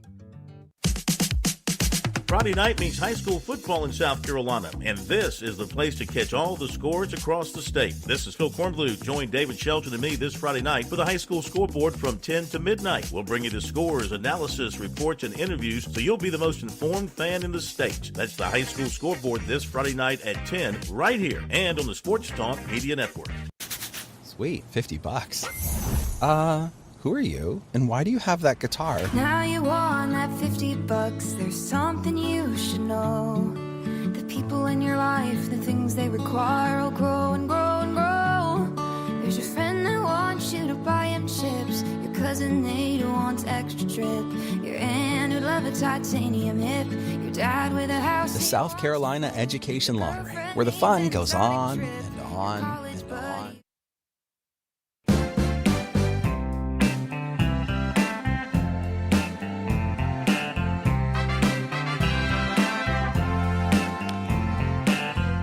All right, we told you some of the things Dabo Swinney had to say, but now we can bring it to you coming right out of his mouth as Nick Painter has gotten the audio to us from up at Clemson right after the Tiger scrimmage and the press session with Dabo Swinney. All of it will be up on our website shortly, SportsTalkSC.com.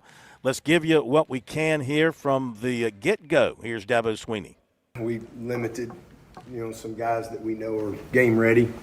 Really tried to challenge some guys that think they're game ready, and some of them got a baptism today.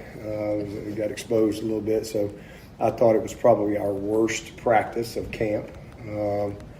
Not even really close. Too many stupid penalties, a bunch of dumb penalties, especially in the red zone. Dumb stuff on defense. We pick off a ball in a 2-minute drill. Game's over and we got the guys running, he doesn't get down, so just situational awareness type stuff. Just too many discipline penalties, jumping offside on defense, offensively, formation stuff. I thought it was the worst. And again, part of that's probably because I limited a lot of the dudes that I think have made the team and are ready to play. And kind of like a last preseason game, you get some guys that are getting kind of a chance to be the guy, and they showed why they're not the guy.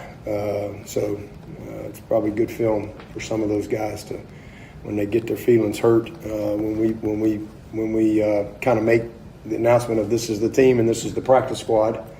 We can just go watch the tape if they got questions on why. So I thought it was our worst day. But some good things too, mixed in there. But as a whole, I thought it was the worst day. Some of the procedural stuff when the noise was cranked up with. Some noise, some without. Just sloppy. Is Vic Burley back at practice yet? Yep, I actually noticed Vic today at least 3 times. So all good stuff. So I noticed him 3 times that I can think of. So it was good to see him out there. Besides Vic, health-wise overall, where's the team at? We're pretty good. I mean, we got a bunch of guys kind of, probably like everybody. We've got some soft tissue things, some guys banged up here or there, but, nothing's changed as far as the long-term guys that y'all know of. Other than Cole, y'all I guess found out finally about Cole. He's been gone since he practiced the first day. He's been gone since the first day. So that's the only thing y'all really didn't know about.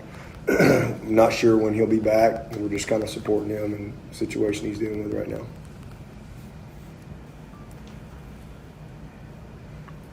So, what have you learned about the quarterback? I didn't think any of them were very good today. I didn't think anybody was very good. Nobody was good enough to win today. Did any of those guys get held out, or were all of them? No, everybody played. Everybody played. We took all the snaps, and I didn't think anybody was a winner today. Coach, can you talk about your tight ends for your offense right now? Yeah, I mean, I like the group. I think it's starting with Olsen and Bentoncourt. I think they're ready to play. They're proven guys. Especially, it's good to get Olsen back healthy. As much time as he's missed. I mean, he's looked good. Benny's looked great. I did see Logan make a play or two today. It was good to see him. You know, he was a guy. Logan was one of those guys we really strained today. You know, I think Logan can be a great player. He's got 4 years left. I think he's got a chance to be a really good one. So, and then we got Charlie Johnson, who's better than you think. You just kind of forget about him, but he's a valuable player for us. And then Tavion had a nice catch on 4th down critical situation, but he didn't get the first. You got to have the first on the catch. And 2-minute situation, game over. And so just, again, freshman just got here this summer, getting a good opportunity. He's one of those guys we kind of strained a little bit today. But as far as the room, it's great people, high character, high football character. It's an athletic group, and we've got a high potential there. Coach, after today, what would it look like to see your team respond moving forward? This was like I said, the last preseason game for us. So you just got to clean up some of these mistakes. We did some dumb stuff today. Again, we started school yesterday. That's why we don't ever practice on that day anymore, because it's usually a bad day. But I just felt like today, and then again, a lot of guys I think got more opportunity than maybe they thought they were going to get unexpectedly, and just got exposed. Okay, Dabo Swinney, all of that will be up on our website a little bit later on. You can catch it there. South Carolina Clemson women's soccer, they have just completed the first half. It's 0-0. Clemson with 5 shots, 2 shots on goal, 3 fouls and a corner. South Carolina with 1 shot, no shots on goal, 2 saves, 4 fouls, and 2 corners, and 2 offsides. Yeah. Look at you, Mr. Soccer. Well done. That's exciting stuff. They tell me that's exciting. Let's see. High school football. We got games, of course, being played tonight around the states. Marlboro County, 29-7 on Myrtle Beach. Woo! How about Marlboro County coming back to life? See what else we've got here that's been posted. Hammond up 7-0 on Brooklyn Casey. Hammond up 7-0 on BC. Wow. How about that? And any other scores coming across? I think that'll do it for now. So I want to thank Michael Causey, the folks here at Charleston Southern, for taking great care of us. A lot of fun having the coach and the players with us. Tomorrow night's regular program from our man Jimmy Smith. We'll see you then.